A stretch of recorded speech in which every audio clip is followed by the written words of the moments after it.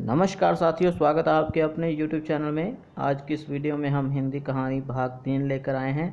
15 बहुविकल्पीय प्रश्न होने वाले हैं 36 से 50 तक, और हिंदी मास्टर कैडर में जो कहानीकार लगे हैं उसी के आधार पर हम जो प्रश्न आपके लिए ला रहे हैं साथियों। और यदि आप यूजीसी नेट की तैयारी भी कर रहे हैं तो आपके लिए ये चैनल काफ़ी ज़्यादा लाभदायक होगा साथियों। और एक बात और बता देते हैं कि पहले हमने जो 2 वीडियो बनाए हैं हिंदी कहानी से संबंधित, उसका लिंक आपको डिस्क्रिप्शन में मिल जाएगा। तो अधिक समय न लेते हुए चलिए वीडियो को स्टार्ट करते हैं।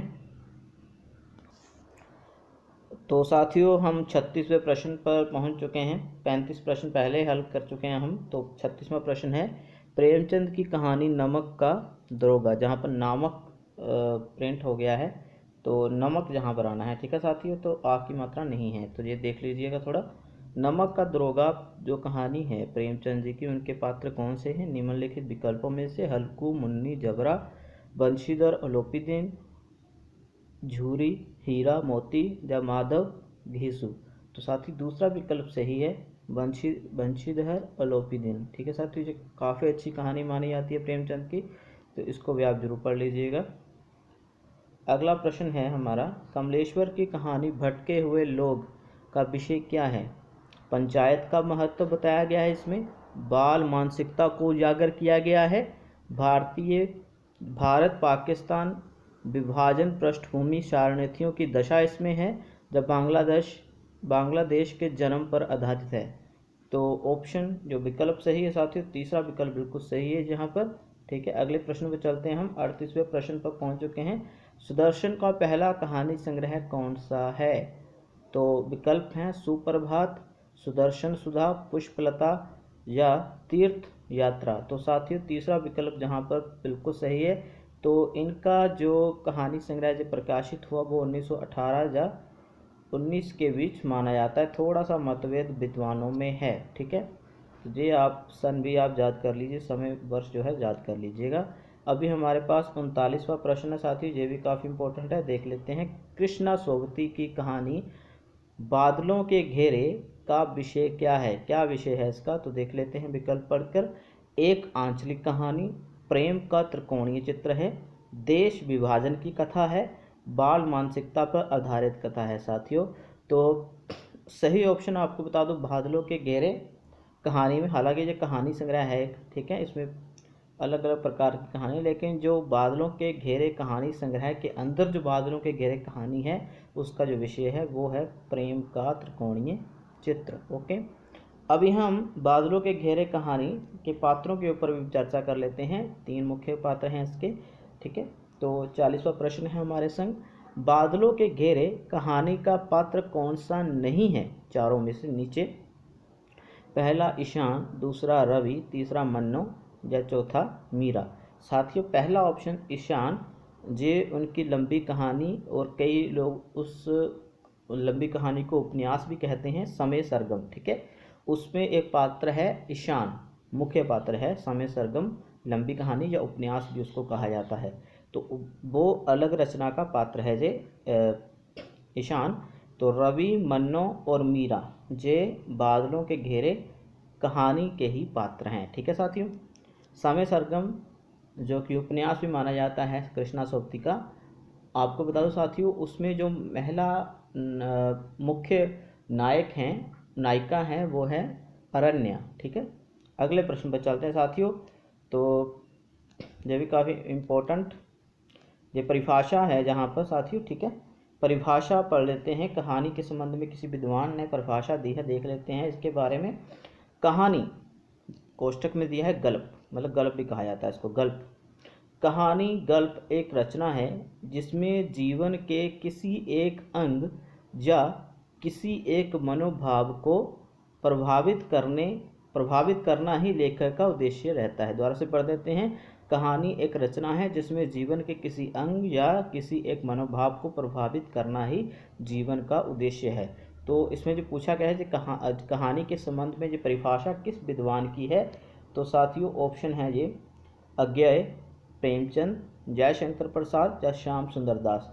तो साथियों ये प्रेमचंद की परिभाषा है कहानी के संबंध में। ठीक है, गल्प जो है कहानी को उन्होंने कहा है। अगले प्रश्न पर चलते हैं साथियों।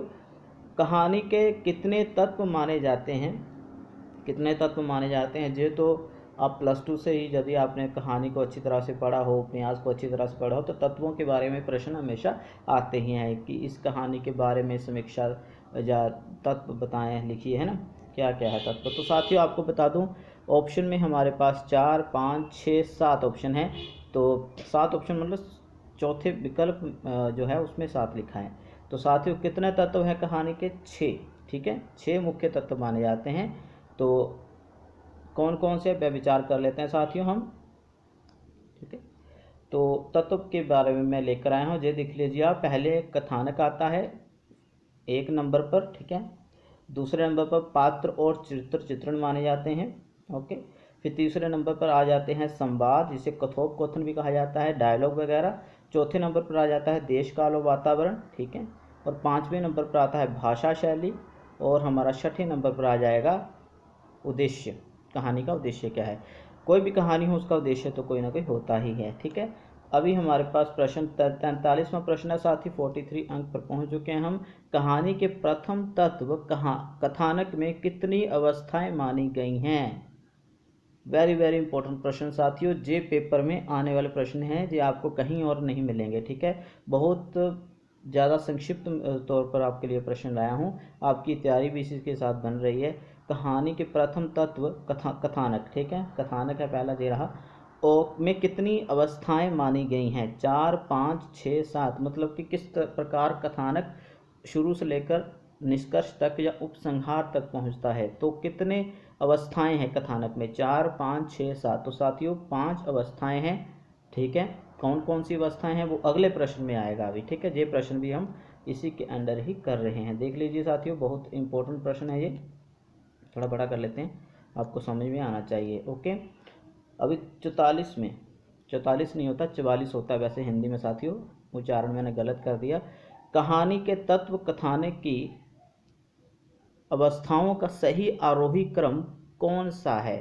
ठीक है, तो साथियों आपको बता दूं मैं कि इसमें जो सही क्रम है वो है हमारा दूसरा, ठीक है। पहले आएगा आरंभ, फिर आएगा आरोह, ठीक है, फिर आएगी चरम स्थिति, फिर आएगा अवरोह, फिर आता है अंत या निष्कर्ष या उपसंहार भी कहा जाता है। जी आप पैटर्न याद कर लीजिए, इसी प्रकार से कहानी जो है निष्कर्ष तक पहुंचती है, ठीक है। तो अभी हम चलते हैं अगले प्रश्न पर, थोड़ा छोटा कर लेते हैं ताकि आपको पूरा दिखाई दे पेज। हाँ जी, 45वें प्रश्न पर साथियों पहुंच चुके हैं। हिंदी कहानी के लिए गल्प भी गल्प शब्द का प्रयोग भी किया जाता रहा है साथियों। जी जहाँ पर थोड़ी सी मिस प्रिंटिंग है, हिंदी कहानी के लिए मैं बोल रहा हूँ, इसके अनुसार ही आप समझ जाना। हिंदी कहानी के लिए गल्प भी किया जाता रहा है, गल्प का प्रयोग भी किया जाता है, गल्प शब्द का प्रयोग भी किया जाता रहा है, ऐसा आना था। यह शब्द हिंदी में किस भाषा की देन है? तो प्रश्न की ओर मत ध्यान दीजिए, आप इतना ही ध्यान दीजिए कि इसका अर्थ क्या है कि हिंदी कहानी में गल्प शब्द जो आ रहा है कि हिंदी कहानी के लिए गल्प शब्द का प्रयोग भी किया जाता है। तो ये हिंदी भाषा में गल्प शब्द आया कहाँ से, किस भाषा से आया है?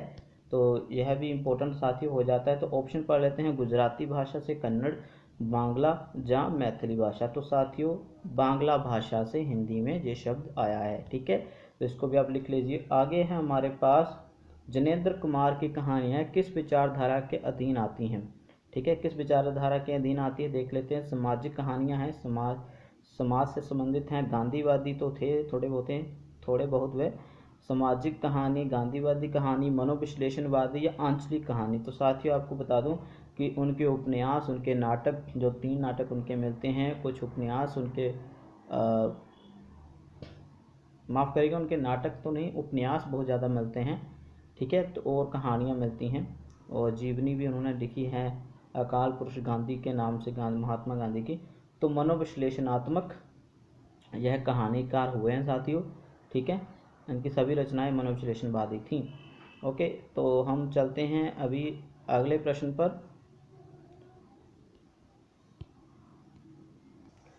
तो साथियों 47वें प्रश्न पर पहुंच चुके हैं। दुखी चमार, झुरिया, पंडित घासीराम आदि पात्र प्रेमचंद के किस कहानी के हैं? ठीक है, तो जहाँ न के नीचे हलंत डालना था, प्रेमचंद न आधा था यहाँ पर, ठीक है।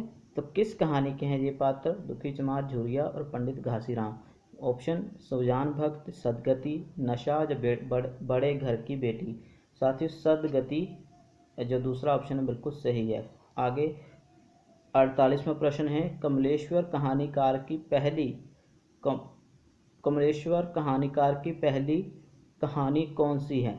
कामरेड, राजा निर्वंशिया, देवकी माँ, जब पानी की तस्वीर। साथियों कामरेड कहानी उनकी पहली है जो अप्सरा पत्रिका में छपा करती थी। और इसके अतिरिक्त और जानकारी कि जो है उन्होंने 1948 के करीब जो कहानी उन्होंने लिखी थी। ठीक है, तो उनके 2 दौर में कहानियाँ छपा करती थी।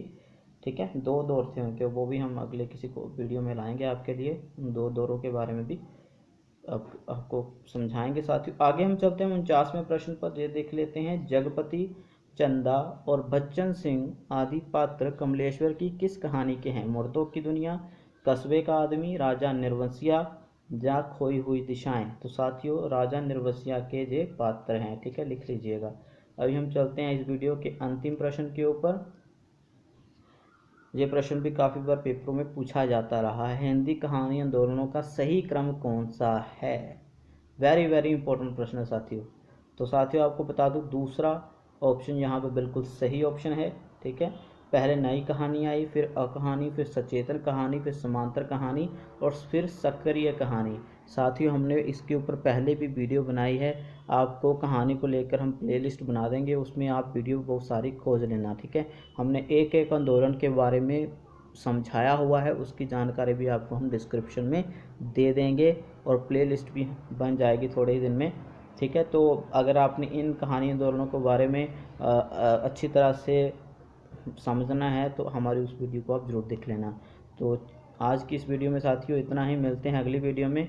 और वीडियो अच्छी लगी हो तो कमेंट, लाइक, शेयर और सब्सक्राइब चैनल को ज़रूर करवाना। ठीक है, और ख़ुद भी करना। तो साथियों अगली वीडियो में मिलते हैं, तब तक अपना ध्यान रखिए, सुरक्षित रहें। धन्यवाद।